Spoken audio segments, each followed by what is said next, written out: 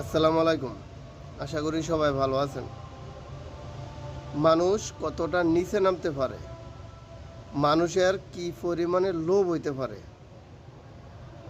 আর মানুষ কত লোভের কারণে মানুষ হয়ে মানুষ হত্যা করে। বর্তমানে গাজা দেশ তো শেষ, এটার একবারে শেষ করে দিছে, ঠিক আছে। তারপরে এখন ধরছে আফ্রিকার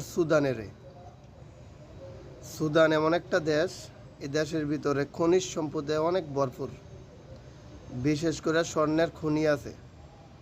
যেই পৃথিবীর ভিতরে সবচেয়ে মূল্যবান পদার্থ হয়েছে স্বর্ণ, এই স্বর্ণের খনি আছে।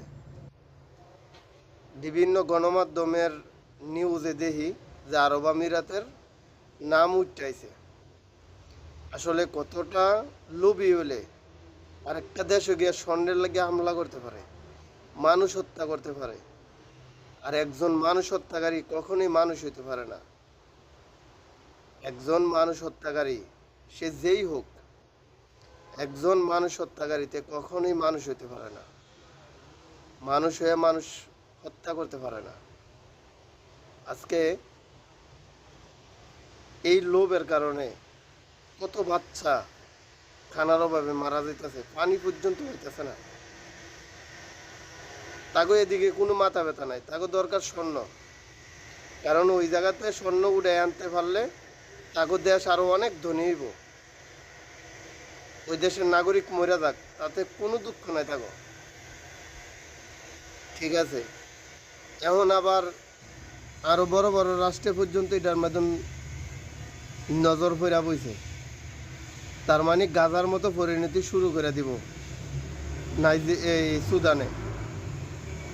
তো আমরা এমন একটা জাতি, মানব জাতি, আমাদের ভিতরে লোভ, অহংকার, হিংসা এগুলি সবচেয়ে বেশি।